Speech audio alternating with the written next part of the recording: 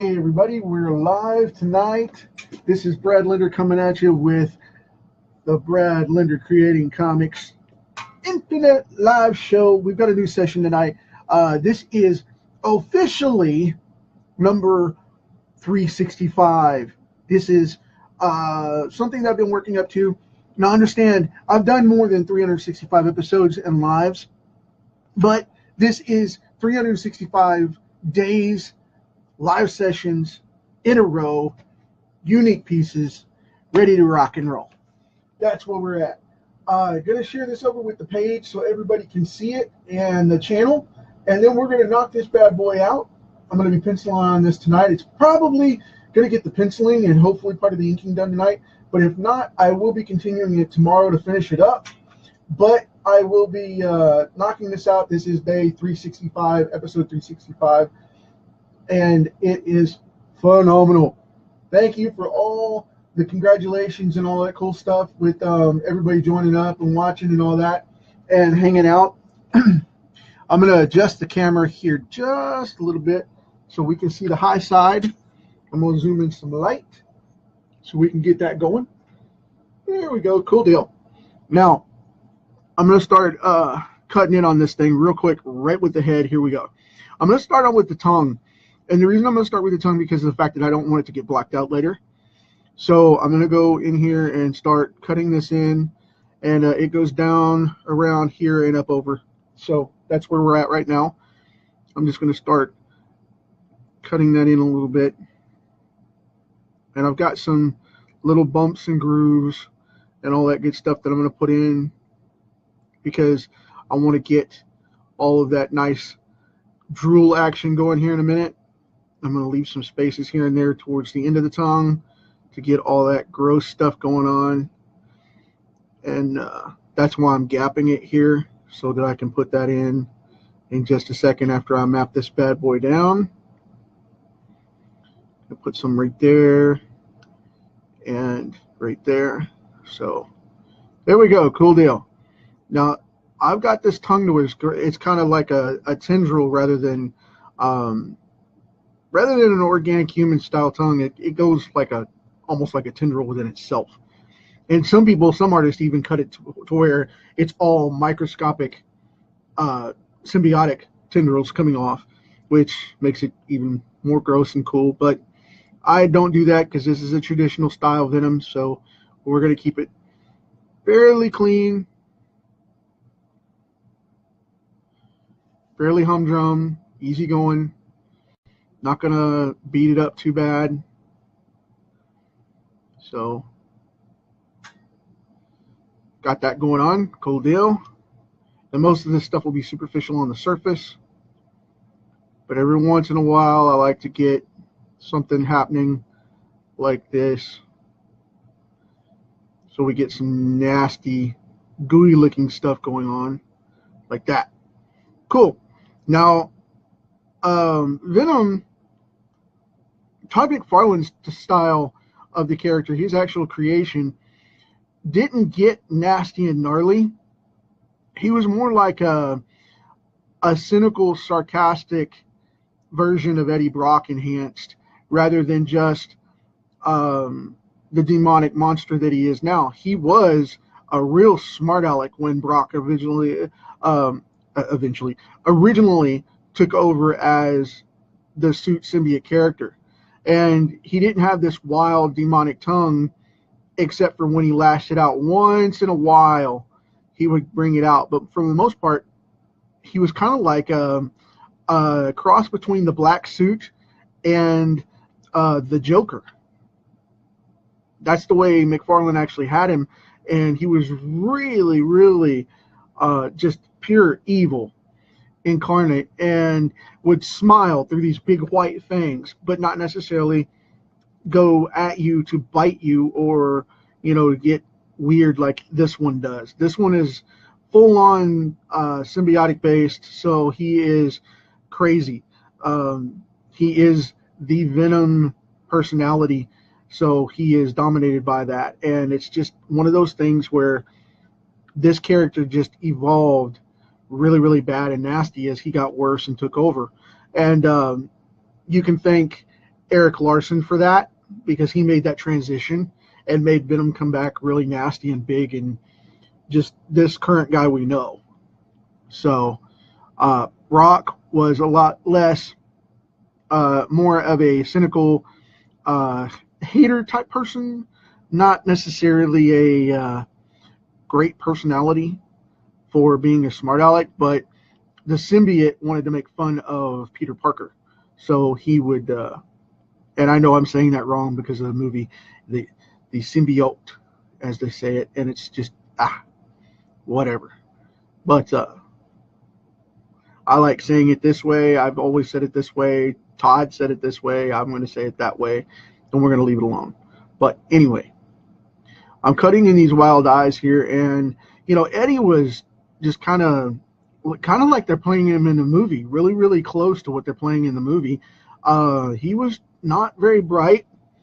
He was not very talented, and he kind of fell into the job that he could do because he was more of a brute investigator rather than a hardcore intellectual or intelligent investigator. So that's why his reporting came across the way it did, and we got the Eddie Brock we got in the film. So I think they're going to do a great job with it. I'm hoping to see that happen. I was talking with Johnny right before I came on, and a couple of other people. Hey, T, you made it. Glad you made it. Trevor's on here too, and Dave's. Hey, Dave. Glad to see you, man. I didn't think you guys were going to come on. But as I was saying, sorry, I had to say hi to everybody coming on. I appreciate that. I was talking with Johnny right off before I came on, and we were talking about the headshot that I did for card number 1, looking kind of like the movie version. I mean, I know they referenced Mark Bagley's work for the reference for Venom, which cracks me up because, I mean, I know that was legit, but I was been having fun with it, saying, how it looks close and this, that, and the other, like some people just go irate about. And, you can only draw a character in so many poses once he has a certain form. So, I mean, you can't really just go nuts about that stuff and get all freaked out about it. But I'll tell you, Johnny made the best reference I've heard about Venom, period, is that's his standard duck face selfie pose. Oh my gosh, I lost it. I freaking lost it. That was great. That's his standard duck face for his selfie poses, and I just lost it. Because I'm always on my sister about that, because she does the duck face thing. She's notorious for doing that. And yeah, that's just one of those things, man. But yeah, I found it very, very amusing and having fun with it. I love that card. It's still one of my favorites. The Juggernaut is still probably my absolute favorite out of the series, though. If you didn't see that one, you guys can check it out on the YouTube channel or on my Facebook videos here. I'm leaving these videos up for the channel and the page that way as well, as I still go along, because I'm still going to be doing this.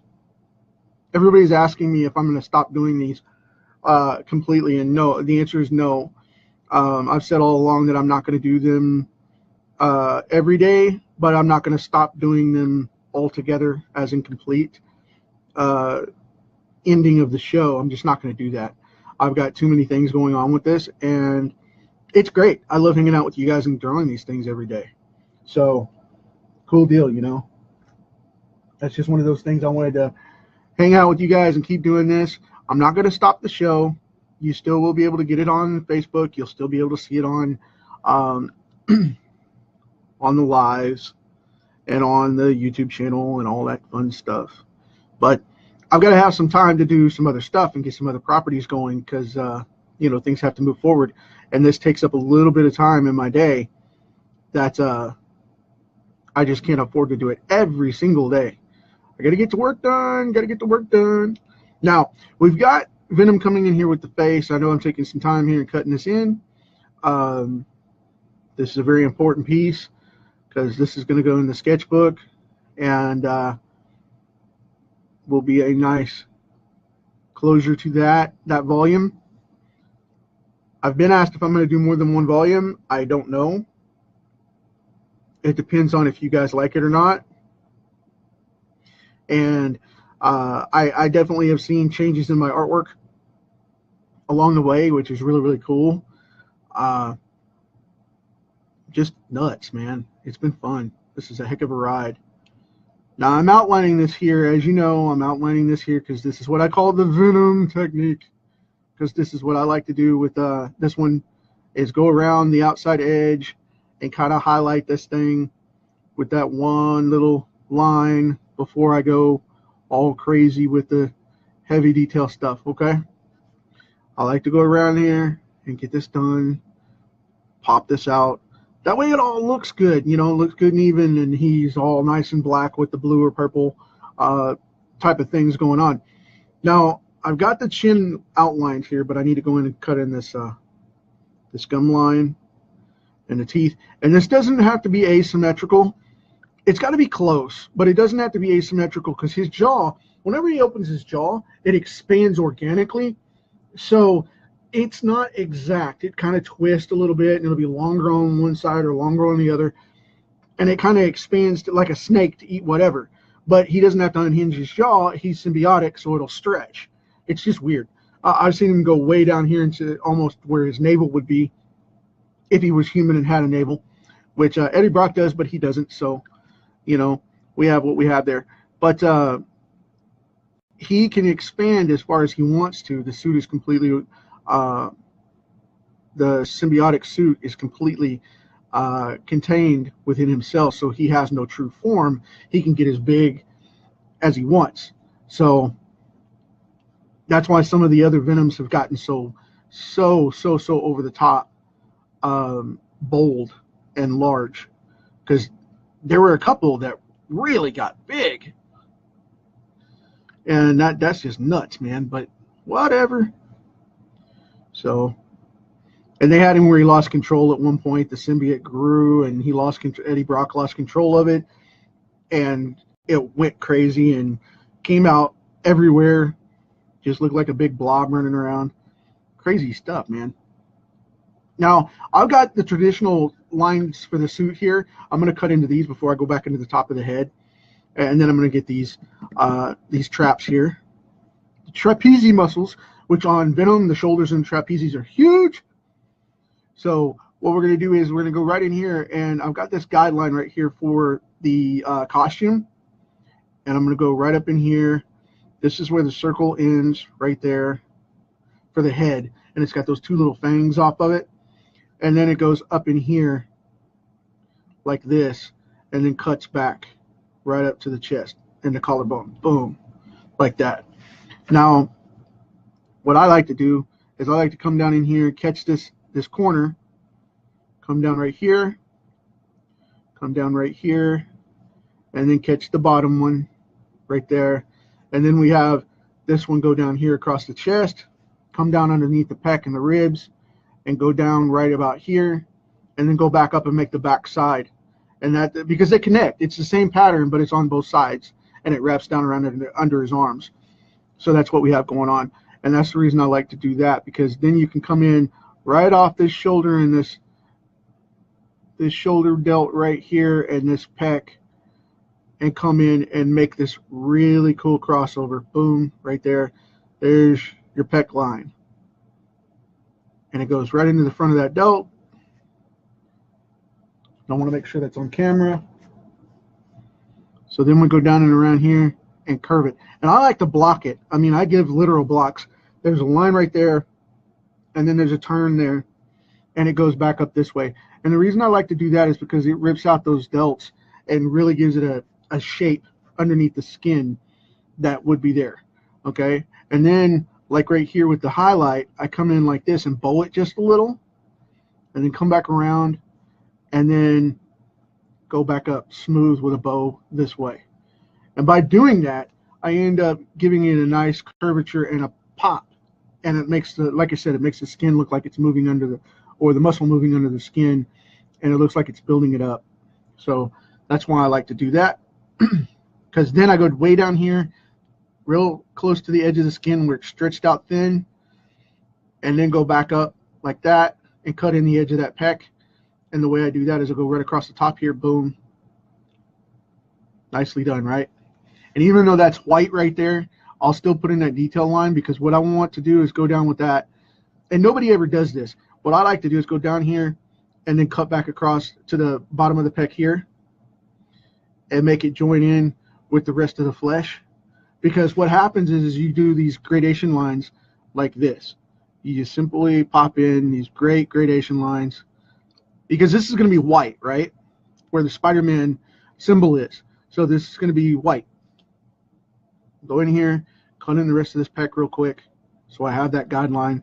And then I just go in and tilt it just a little bit and go straight across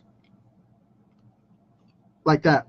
Now what will end up happening is I'll go across this line right here where the edge of the suit goes with the symbol, and that gives it a hard line right there. And then this gives a great blue highlight underneath here, and I can go down as far as I need to block that out like this. Just boom, done. Then pick it back up right there, and I have the blue highlights for the pec, and then I have the white highlights that'll go gray for the Spider-Man symbol. So that's how we're going to do that. Let me get this ruler out of the way here so I can turn this a bit. Now I'm going to go in here and cut these lines in, and we're going to get some of this mapped out real quick. So just bear with me here.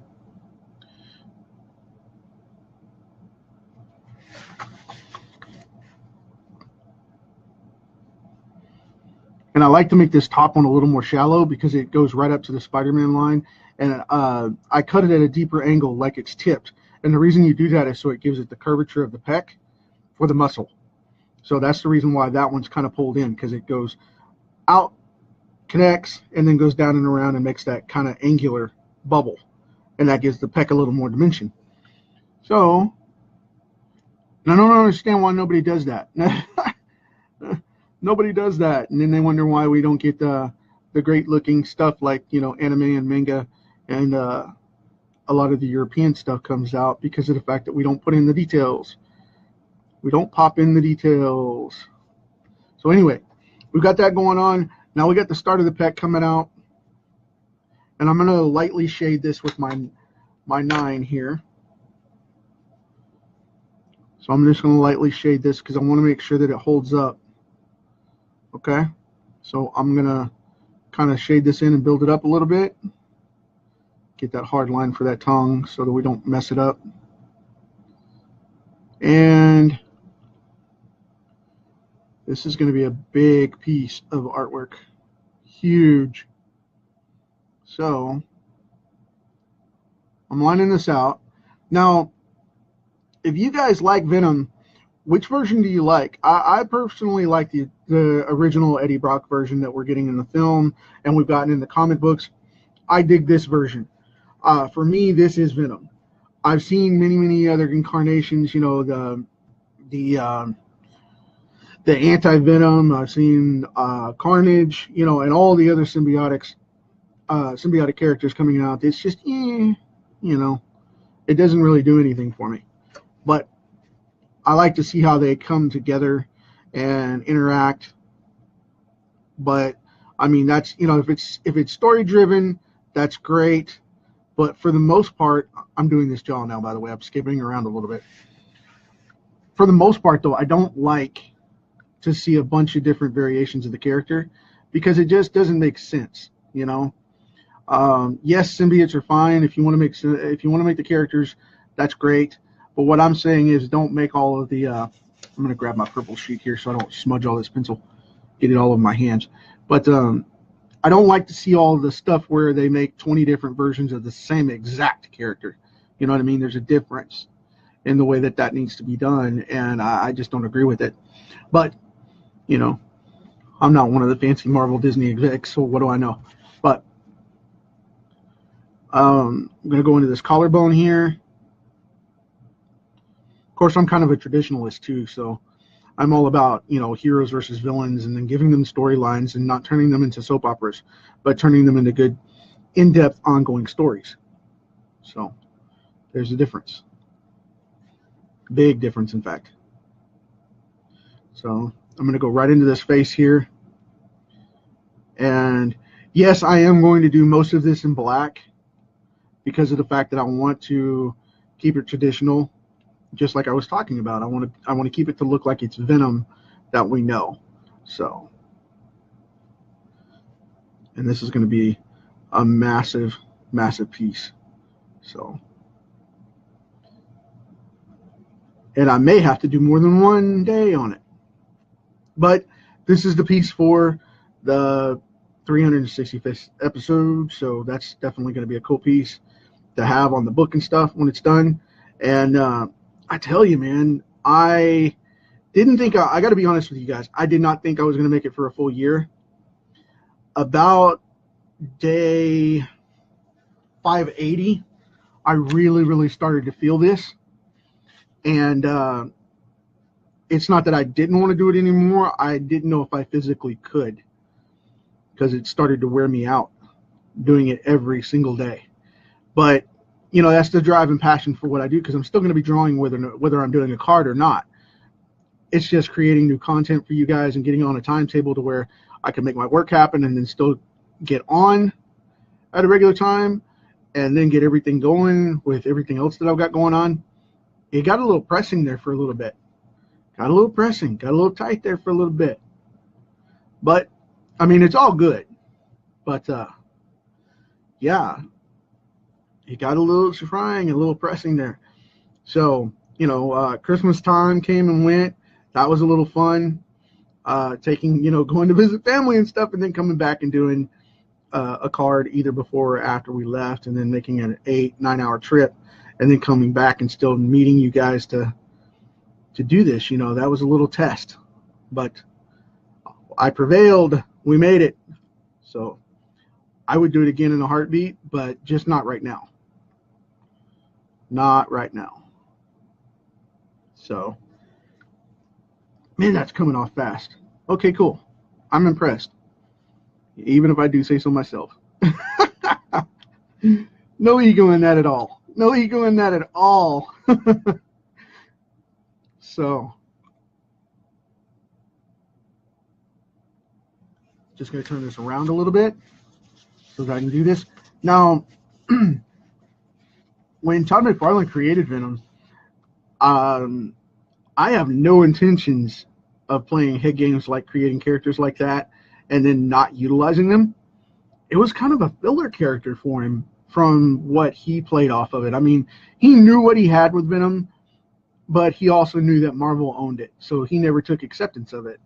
And that was one of the things that I always kind of frowned on. I was just like, dude, why aren't you taking your, you know, your props? And he never did. He never did. So, I mean, to this day, it's all about Spawn. It's not about Venom. He doesn't want to talk about it. And I always found that interesting. I mean, all of his interviews and things, if there are any out there that I haven't seen where he actually does that, please let me know. But I tell you what, man, for the most part, he's a pretty humble dude, and he doesn't talk about it. And this is one of my favorite Marvel characters ever. And no, I'm not biased because I'm a huge Todd fan, which I'm kind of a, I don't know, I'm kind of a fangirl about it, because I go nuts over Todd's stuff, Todd's Marvel stuff. And same with Eric Larson. I really dig the dude's stuff. But most of his independent stuff I don't like, believe it or not. I don't like a lot of the Savage Dragon stuff. It's all over the place, and he does this speed drawing thing where he doesn't do quite as detailed and quite as spot on. It's a little more exaggerated. But whatever. Whatever. Now, as you can see here, I'm kind of cutting this all in as I go along here. And these delt lines are really cool. I love doing anatomy like this. I'm not the best at it, but when I'm spot on and I have a good day with it, kind of like what I'm doing right now, it's really cool. So, but I'm constantly improving. You know, that I'm one of those artists that doesn't want to have a style that, you know, pops up every 20 years or so. I want to be somebody that evolves constantly. You know, and that's what I do. I practice every day, rain or shine. And I'm religious about it. I am very religious about it. I am dead serious. If I'm not putting in practice every day, I'm putting in major work during that same time, and I'm very cautious about it because I don't want to screw up my work because I didn't practice and get fluid that day. And I found out and discovered that when I do the work from the day of practicing every morning, I end up drawing more like this, and it's more of a fluid motion rather than just going on the cuff or off the cuff or around the cuff or however you want to put it. But somebody's definitely messing with the cuff. That's what I know. But anyway, anyway, that's where it's at. And like I said, the artwork's a lot more fluid this way, so I don't have to really mess with it as much, because of the fact that when I cut it all in, it goes the way it's supposed to, you know. So I'm able to fill all this great stuff in, get it going on, and knock it out. But I tell you what, be sure and practice your stuff every day. That's the main thing.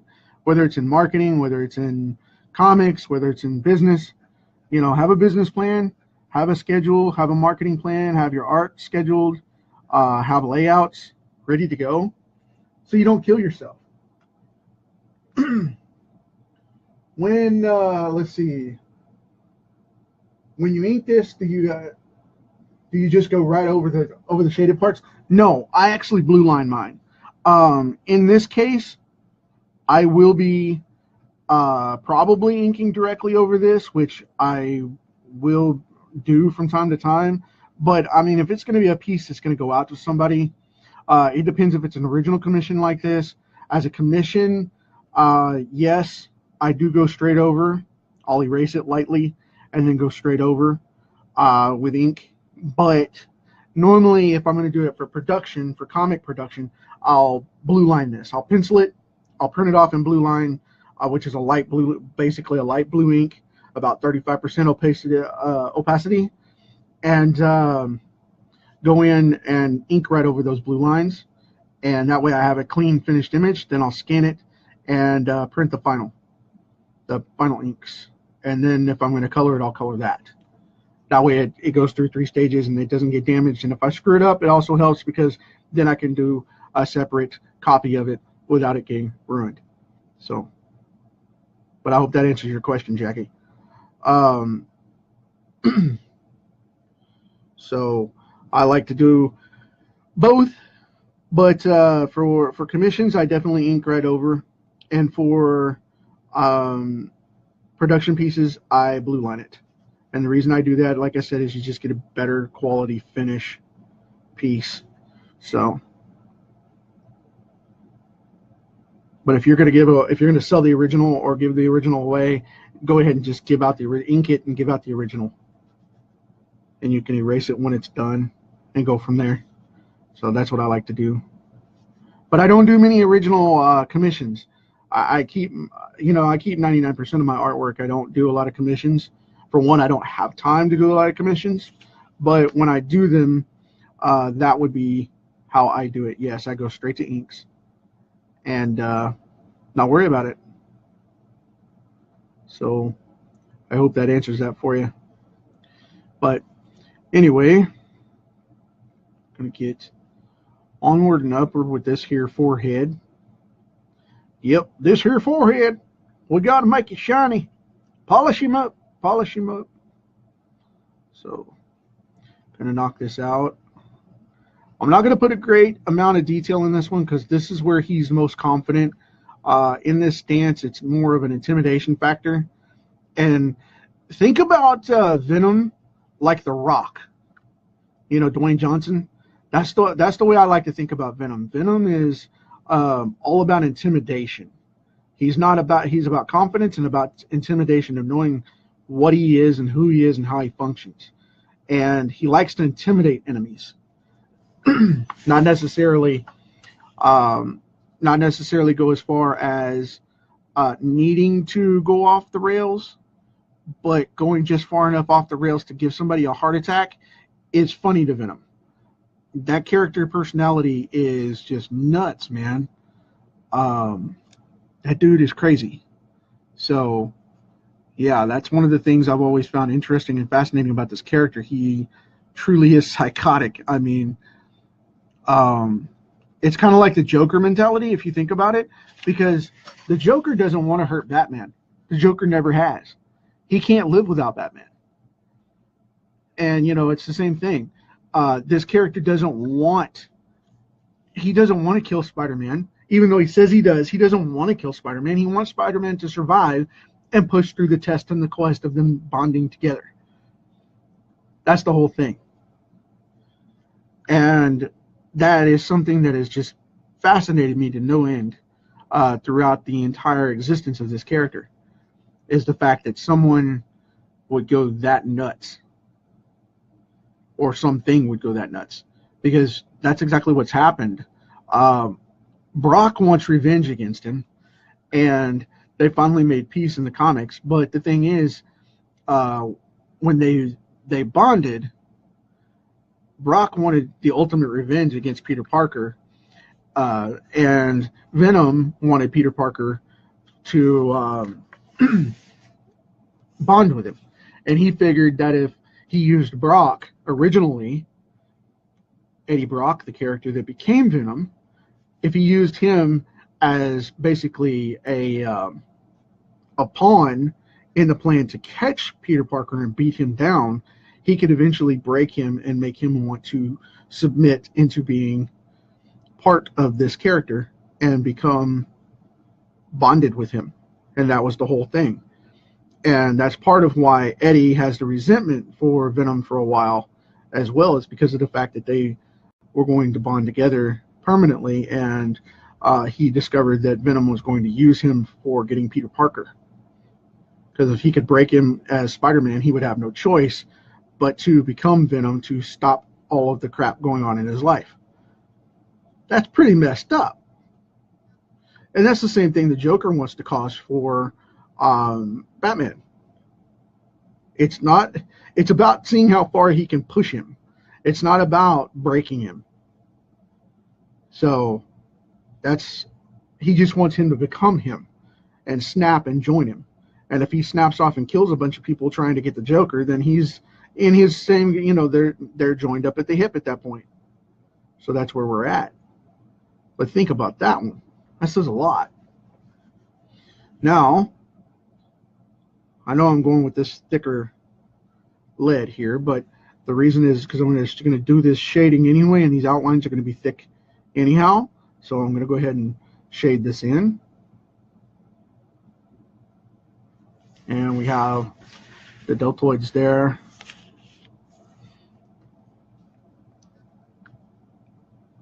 We've got this other thing going on here with the pattern. Trying to see how I mapped it. I have so much going on with the web pattern. I wanted to make sure I got the lines right because I measured it all off, you know, right there. So this is going to be all peck, and it's going to be all spider pattern, just like this other side, except for that little smidge right there. Dink. There we go. That's an official smidge sound. Dink. So, anyway. Gonna map this in real quick and blacken it out while I've got it here so I don't lose my spot. This is his collarbone here. The good old clavicle holding him up, making him have a good day. So gonna knock this out. This is a big piece. This is an 11 by 17. I just got asked about it. So there we go. Cool deal, right? Now we've got these 3 veins going in here like this. 1, 2, and 3 coming down right off the end of the chest here. Boom. And it goes right behind that drool off the tongue there.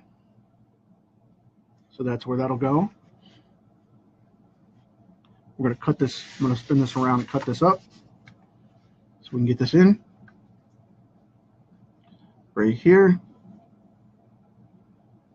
Kind of make this triangle thing going on here to show the dividing line. And then this one kind of tips off, just kind of a line. And then we've got the third one coming down, which because of the angle of his chest, it goes like this right here, and then comes down around this way. And that's just because of the fact of what angle he's standing at. So he's dropped it back a little bit. And we have all of the spider limbs in place. So we have that going on. And now we got the other pec going in right up into here. Like this. So we have 1, 2, 3, 4 sections right there. And then underneath here, we've got the lower part of the pec, which I'm going to outline right here. Get that little bit of drool going on there. Draw straight up there, boom, done. Okay, cool. And on the same side, I'm going to go ahead and cut this in where we have this going on. And this will match up now. I've got a fine line going right there with that tongue. I want that to stay right, so kind of outline that a little bit, make that bottom side a little heavy, put some weight to it, so we're good to go. Now, we've got his chest in, we've got his shoulder in over there. I'm going to go ahead and cut in this other side first. I want to get this arm going, and I'm going to kind of fine line out this hand so we can get some of this going, because I've got a border around it. I don't know if you can see that border line or not, but I'm going to go ahead and border it as well. But what I'm going to do is I'm going to start cutting in that big thumb knuckle and that gnarly big thumb nail, that claw there, like that. And then I'm going to go right over here to the hand. This is the back part of the hand, right there off that knuckle. And then here comes the index finger right here. And this is a massive, massive finger. And I did them kind of old school, Todd McFarlane style. So I'm going to put in that dip right there so it'll get that knuckle. And then there you go. That's the hand right there. Put in that thumb divot, and then we'll put in some more details as I go along, but this is the outline for it. So this is what I wanted right here. Boom. And there's that ring finger. And he's got a pinky, but I'm not going to fill it in because, like I said, I want him crossing out. I want him to have one break over, one break out of panel, because he's got his feet down here. We got the feet here and the legs there, and I want that one fist to have the breakout. I'm going to have that tendril go over, and that's going to be the one ribbon that crosses. But for the most part, we've got him back up here. I'm going to put in some trash cans, some dumpsters, and some buildings and stuff in the landscape behind him. So we'll have all that going as well. But for the moment, I'm going to push this bad boy back up. Thanks, Marcel. I appreciate it, buddy. Jim, thank you, bud. Glad you made it.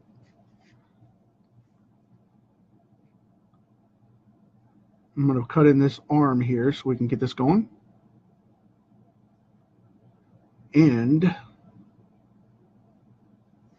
normally, I don't know what this little muscle right here is called, but it's a connective muscle that goes on the outside of the arm and the underarm. If you feel in your armpit, you'll feel that one connecting to your rib cage when you lift your arm up.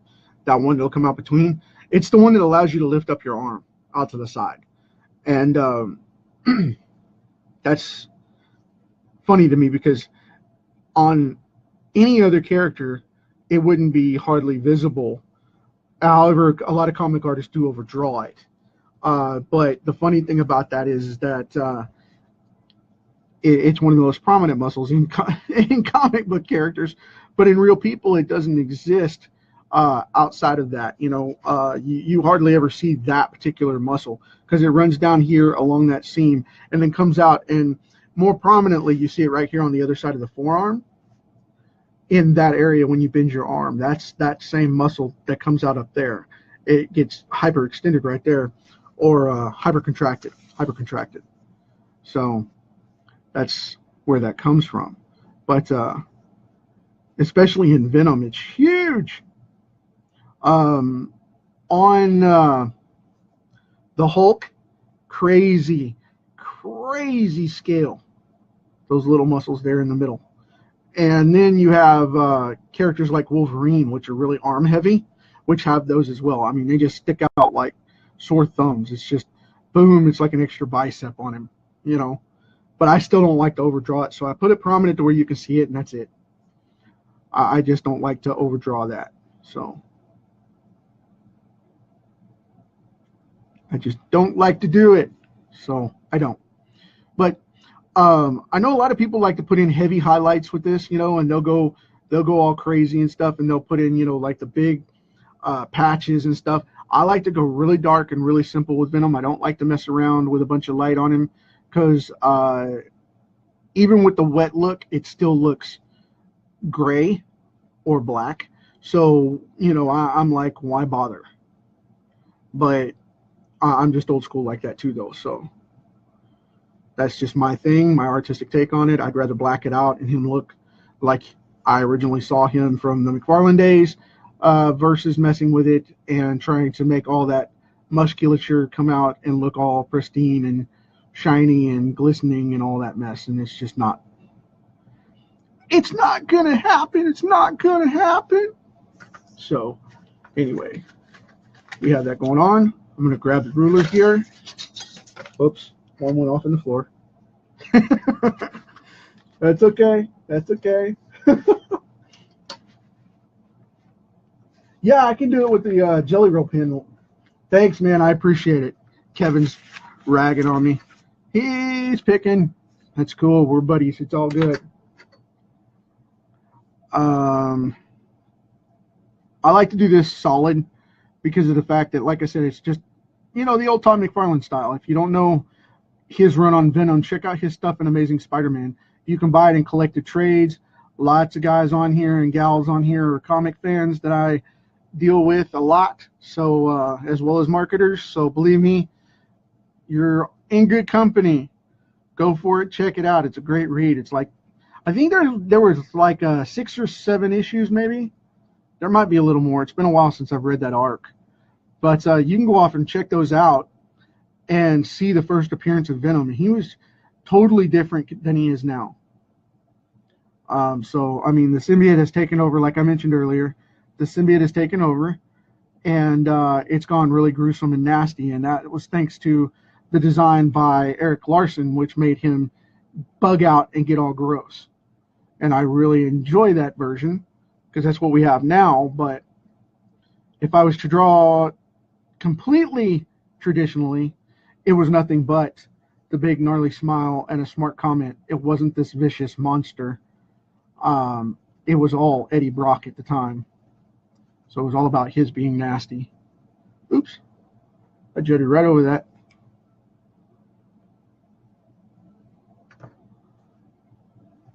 But, yeah, it's crazy.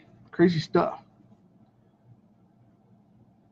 And I want this to be a finished piece. That's the reason I'm taking my time with it, and I'm hammering it out here. I know you guys are hanging out with me for seeing the finished piece, but for expediency, I am burning through it. But I want to take enough time to really give it to a full finish as well, because this is something that's going to be impressive in color. I'm really enjoying it. Like I said earlier, no ego there at all. And still, no, it's not. I'm kidding. But I'm just very happy with the piece, and it's coming along great. And that's the way it should be. And I'm having fun with this thing. So, there we go. He's coming together. He's coming together.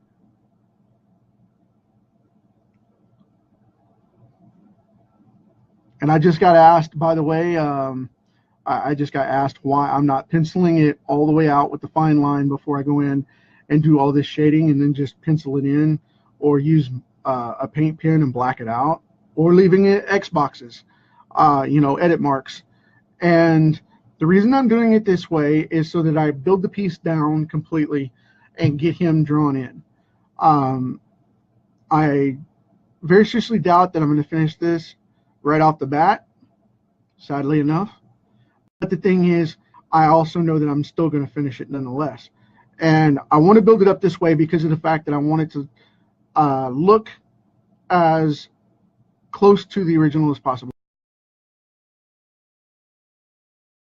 The final image, because like I said, to get this, I do intend on offering it. I'm not asking or soliciting sales.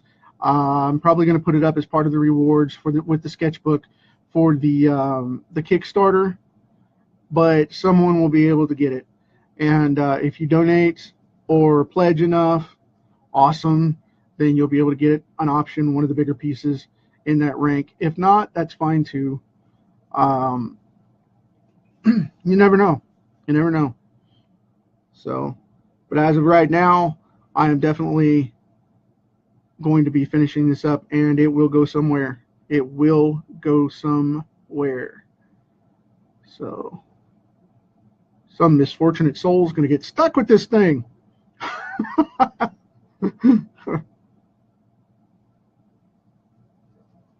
So, we got to get this going. Oh man, I wanted the Doctor Strange. I could just see that happening. That's funny.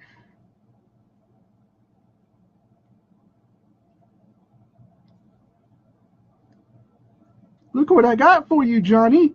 Oh man. But Mom, Venom's a bad guy. Some poor kid's mom worked to get this thing going, get a hold of it, and then it gets home and boom, blows up in Mom's face. It's a bad guy. I like Spider-Man, not Venom. Every parent's worst nightmare. Disappointing the child. Every parent's worst repercussion. The child guilting them with whining. I'm just saying. I'm a dad. I can say that. So, hey.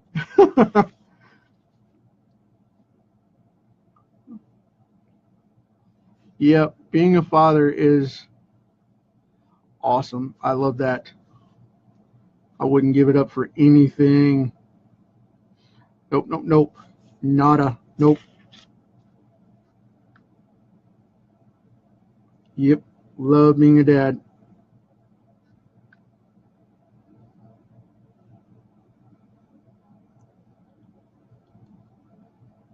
Let's see. Okay. I am going to work on this shoulder again on this other side. And we're going to get that going on. And I'm going to start cutting in some more of this stuff. First off, I want to put in this nice little cut right here for the ribs. And the reason I'm putting that in is because that's the bottom of this for the other side, where it cuts back down and goes around off of Eddie here. And I need to put in those lashes so they go. There we go. I do need to do that now to mark those. So there we go. Cool deal. Now they are officially Eddie ribbons going around him here. And we're going to go right into this delt. Boom. I really like the look of that one. Okay, cool deal. Now I'm going to shade these out. Okay, put that over like that. Remember how we talked about before cutting that out, right? And the reason I do that is because, like I said, I add a different texture to it that way. It adds a little bit different movement and motion by cutting them out that way and moving them down and around. So even though the curve on the outside looks prominent, it doesn't cut it out to where you can't see light and reflection and shadow and all that good stuff. So because that highlight simulates that by how you reflect it against the lighting of the character itself overall. So, but this is a dim lit alleyway, so we're not going to have a great source of light in here anyway.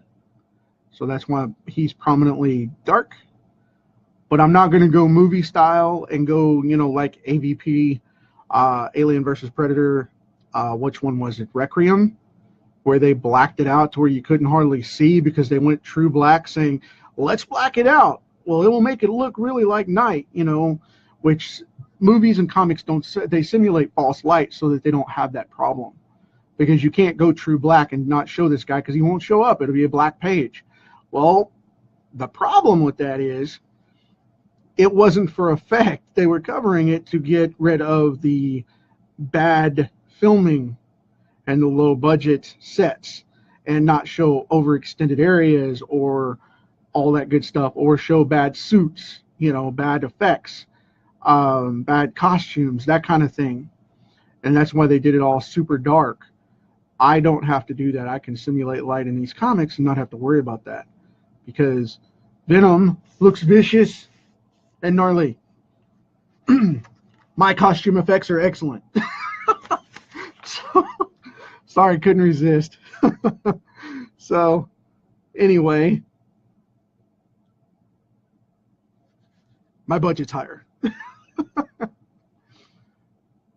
Ah, man. Anyway, let's see what we can do about getting this forearm in like that.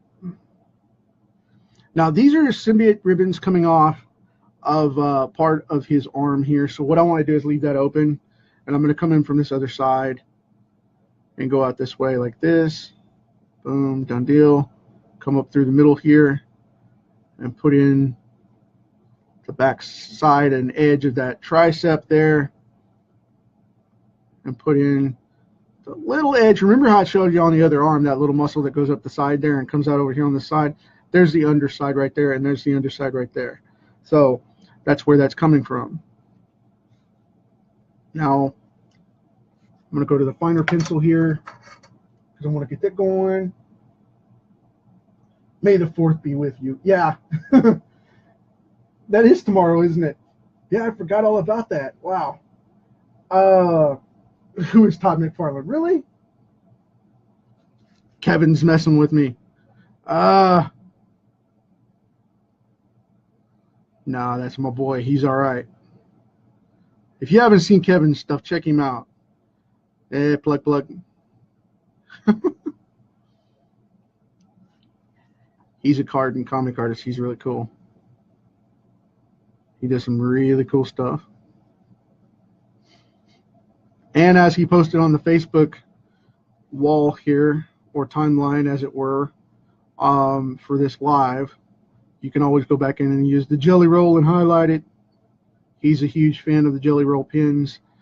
They are a white gel. Well, they come in different colors, but that particular brand is really good for white lining things and coming back in and doing stuff over inks. It'll show right up. You can do white effects.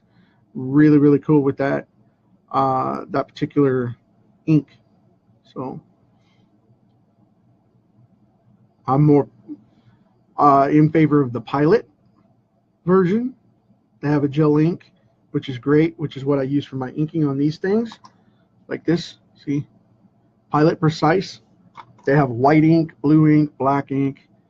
They even have red and green, I think. I know they have red and green. I don't know if they have them in the gel, though. I have some of those pens that I often draw with. I don't use them on a lot of professional pieces, like I've said before, because of the fact that it's a pain in the butt to get them to show up. But, hey, whatever works. So now I'm just going to shade this in real quick. I know it's going to look rough at first, but you got to trust me on this one. There is a line right here that I have going on. That's going to shadow around it and leave it open as a highlight. There we go. Just going to kind of fill this in real quick. Good deal, good deal. Making sure I'm still on camera here.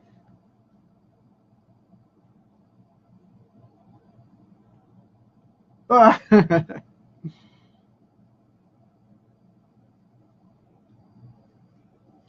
Kevin's beating himself up, making rude comments. Yeah. No, his stuff is solid. I wouldn't say anything if it wasn't. I don't endorse people. But he is a good friend, and I am a fan of his stuff. It's really cool. He does some really neat stuff. He did a baby Groot recently, which I just was in awe of because that's awesome. I did a Valentine's Day Groot a while back, and he's holding a flower that he grew out of his hand on the end of his finger. It was pretty neat. But Kev just popped out a card for the Guardians of the Galaxy 2 Teenage Groot. Really funny stuff. Yep.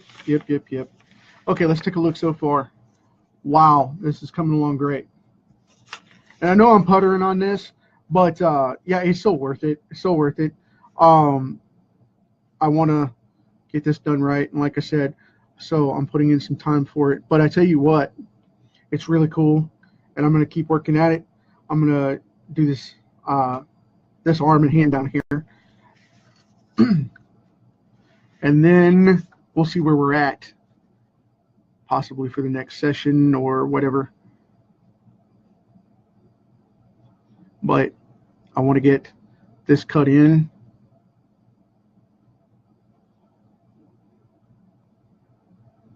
Get that big old freaking finger up there, that big knuckle. Okay, cool deal. Now, cut that in, boom. Black that out.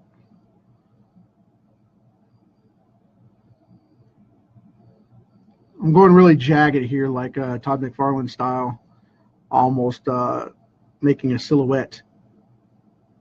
But that's okay, though, because that's the way Venom works. That's the way we like it. That's the way we like it. That's my story, and I'm sticking to it. So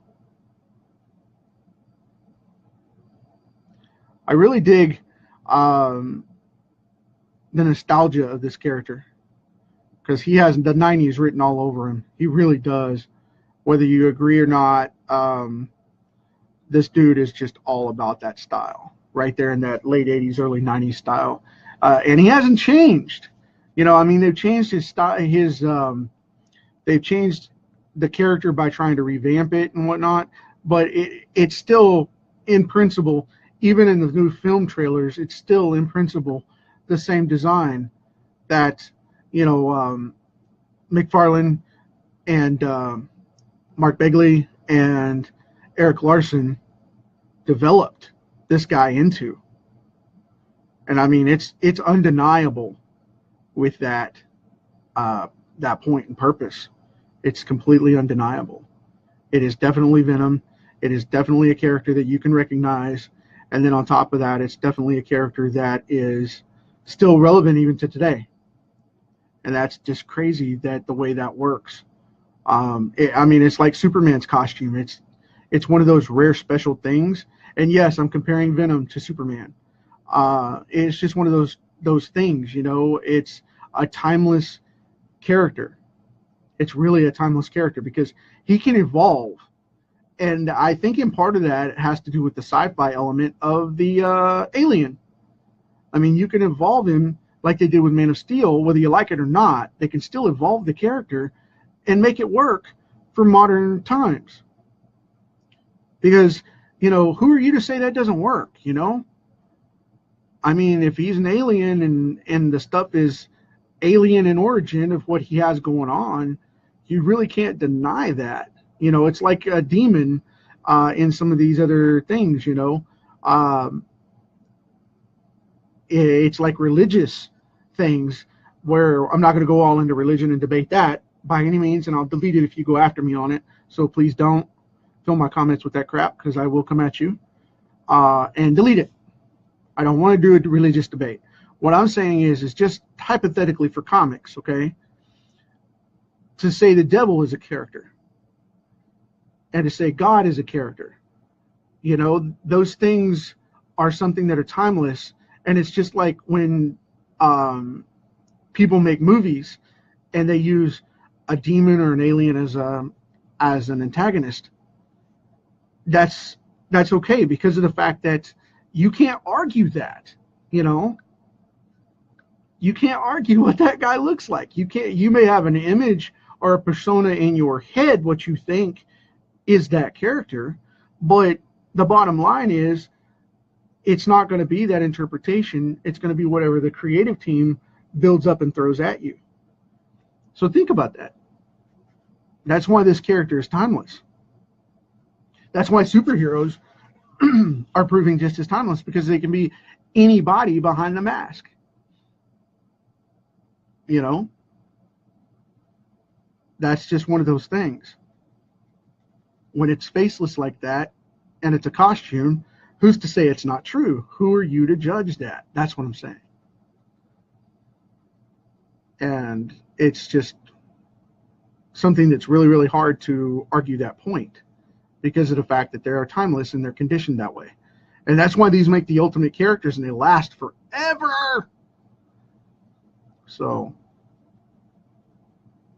that's why they work. So that's where we're at, and that's what Venom's coming across as. Because like I said, if you check trailer 2 for Venom, he looks spitting image of this costume. So that's where it's at. They did change his origin, though. He didn't, Venom symbiote didn't fall off of Peter Parker in the bell tower strike to get rid of him and fall on Brock underneath him, that sees that he's Spider-Man and sees he's losing his costume by pure luck or curse, depending on how you look at it, because Venom did fall on him in the comics. But in the movie interpretation, it's a lab that finds a crashed stone and symbiote.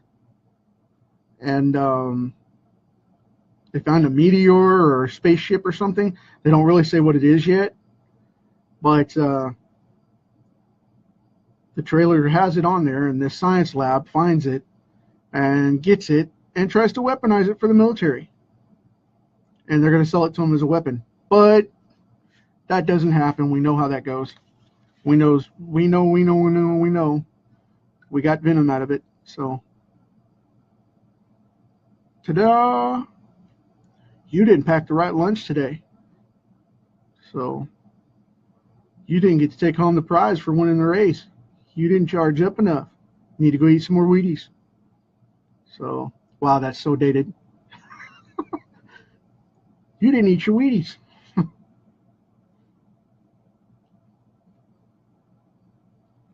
Wow. And the sad thing is, I'm old enough to remember when Caitlyn Jenner was still Bruce and on the Wheaties box with his Olympic medals. Now, no disrespect to her by any means. Of course, that was a personal choice, and I'm cool with that. I don't want to go to debate to that either, so please don't. But I'm just saying, in reference to the sports legend, I remember seeing Bruce Jenner actually on the Wheaties boxes in the mid '80s, and I thought that was pretty cool. Boy, I was young back then. I was like 6 or 7 when he did it, so a while back. But anyway, maybe we'll see Spawn on the maybe we'll see Spawn or Venom or Spider-Man or even Savage Dragon on a cereal box here pretty soon. They're marketing everything else, and with the new Venom film coming out, and then the new Spawn coming out, and a couple of others that are McFarlane based stuff, I think that it's going to be really neat to see what he markets that stuff with, because he puts his brand on everything. He doesn't care. He puts his brand on everything.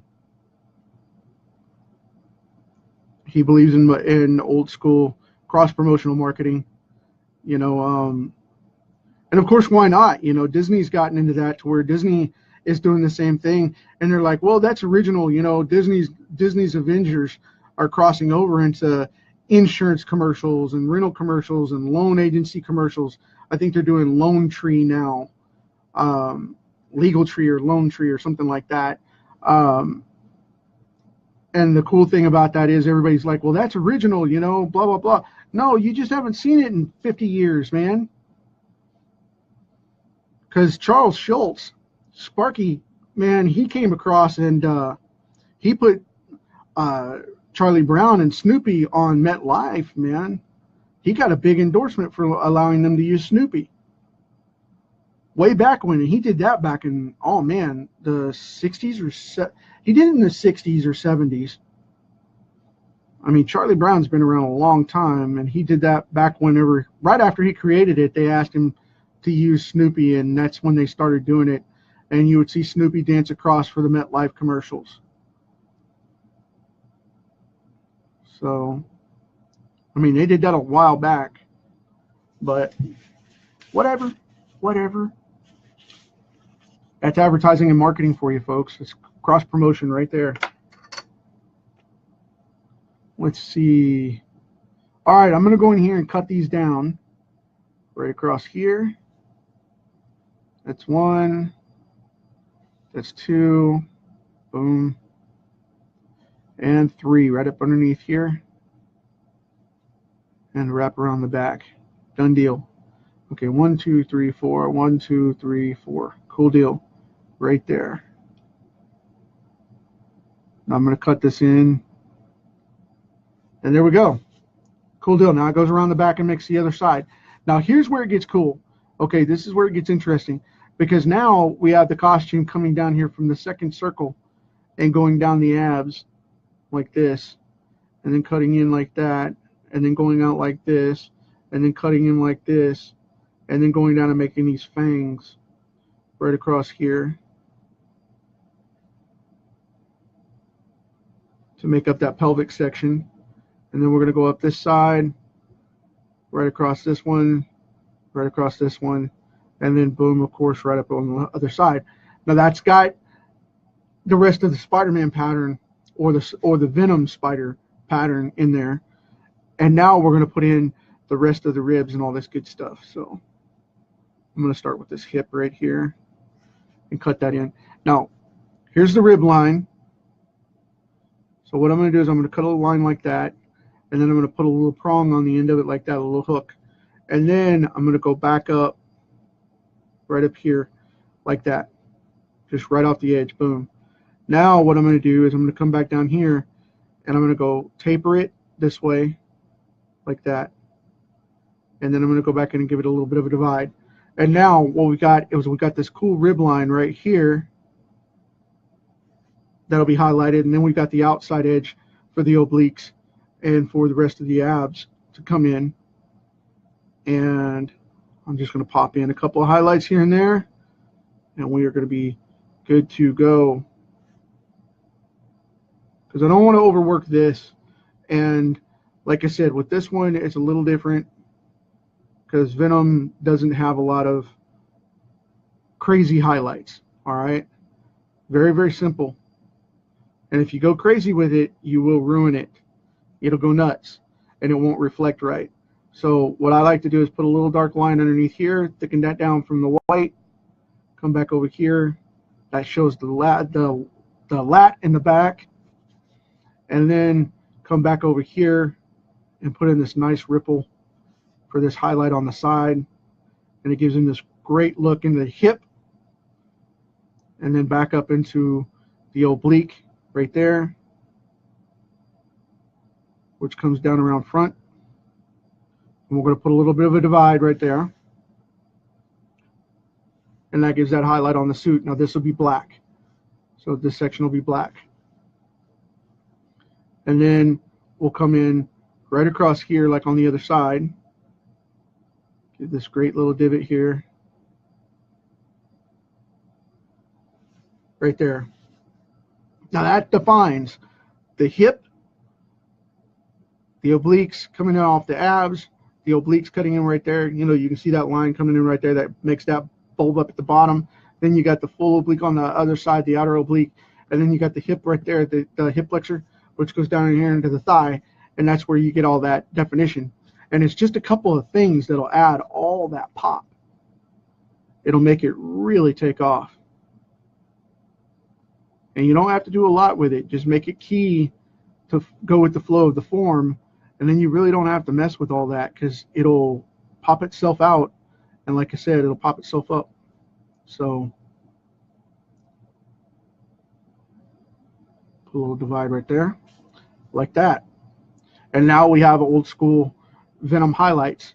So right up underneath this rib cage here, instead of going dark, what I'm going to do is I'm going to go right here and cut this in to where we have that going on with this front blade of the ribs here that always defines that curve with those 4 sections. You have the front side of the rib, front side of the rib. You have the diaphragm right here, which starts right here at the solar plexus, right there in that breadbasket at the bottom of the pecs. And if you hit somebody right there and it goes direct, that's the push easy button to their diaphragm. You peg them right there with a palm, boom, they're not going to be able to breathe. That's when someone in Kung Fu hits you, a martial arts type of primarily Kung Fu moves, well, they'll hit you palm strike right in the chest, and that's what they do, and they knock the wind out of somebody. And, they don't necessarily go flying across the room, but they definitely will drop down and need a minute for a breath. So, it just depends on what you're trying to do with it. Not that I'm suggesting that's something you should do to anybody in practice, but just pointing out the anatomy of it. Okay, that doesn't mean go off and Brad said I could hit somebody there, and no. Disclaimer right there. I'm not saying to do that in any means, form, or fashion. So if you do that, you're on your own. But that's funny. Now I'm going to shade this stuff in, and I'm going to start over here because I want to pop this up. And like I said, I want to get this going. So I'm going to shade this bad boy in right here and show how these highlights really do work. Get at least this rib cage and this side done, and get it down to at least his waist here so we can finish up this section. And then I'm going to call it a night, I think, because this is running over a little bit. And I don't want to keep you guys on here for like hours on end while I'm doing this, because this is a full page. I'm probably going to put a couple hours into it, easy. So, because I'm taking my time with it, and I want to do it for the show so that we can have something to talk about and see where it all goes. And now I've changed my lead, and I'm going to file it down a little bit. But, yeah, very cool. I like doing this and sharing with you guys, and thank you very much for doing this. I'm not signing off just yet, but I will be here shortly. Like I said, I want to get this side done and show what these side effects do for all this shading that I did and all these carvings that I put on that people are wondering why I did that. Now, there we go. He has, the ribs and the abs. Pretty solid. Pretty solid. Now, I got to cut in this side real quick. So I can get that going. There we go. Same thing down here. And then I'll fill that in next time. But I want to make sure that we have all this covered. So here we go. I'm going to start shading this in nice and neat.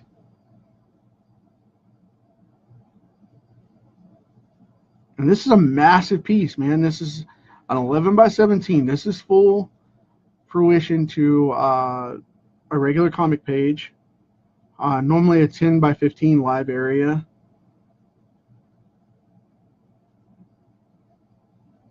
which this is not. This is more like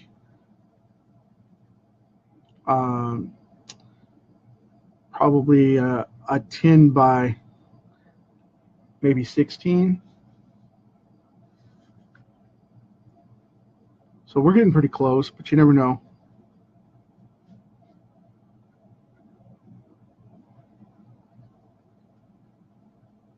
But anyway, it's coming along swimmingly.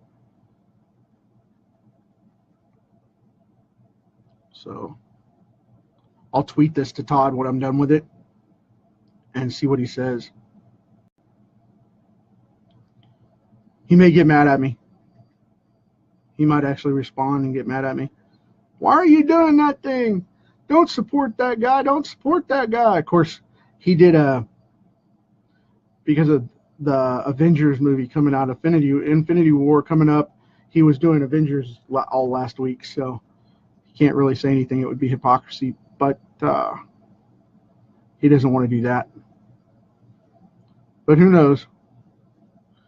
It is Todd friggin' McFarlane. The Todd father. But anyway, yeah, I'm digging this, dude. I really like this. It's coming along great.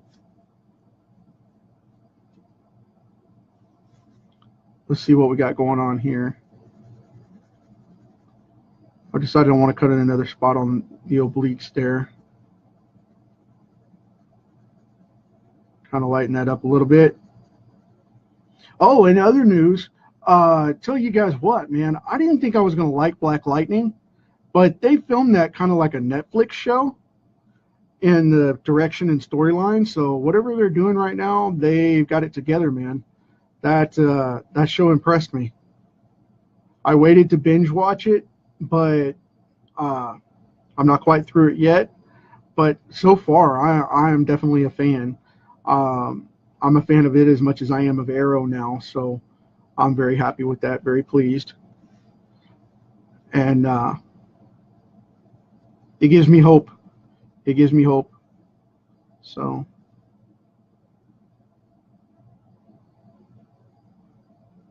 let's see. However, it is a little, it does appear a little tense, you know, with current news issues and things like that, but we won't go into that. But it's a good show. It really is a good show. It yanks stuff right out of the headlines, and I think it's pretty cool. Now, I do realize I haven't done Venom's mouth or eyes yet. I will finish those up. They're not finished. I have to detail him out and do his teeth and things like that as well, so you guys don't flip out on me. It's like, you didn't finish his mouth and stuff. But, yeah, don't freak out on that deal because it's not done yet. It's not done yet. It's not done yet. It's not done yet. So, and now I'm going to do some fine line stuff right here on that. Now I'm going to cut this back right here. Boom. So we have that side right there on both sides. Boom, boom. Done. Yay. Cool. He is coming along swimmingly, folks. I hope you enjoyed this one. We've been at this an hour and almost 20 minutes. I think I'm going to call it and see what's going on from there. But you guys feel free to come back tomorrow. I will be working on this some tomorrow and the next day till I finish it.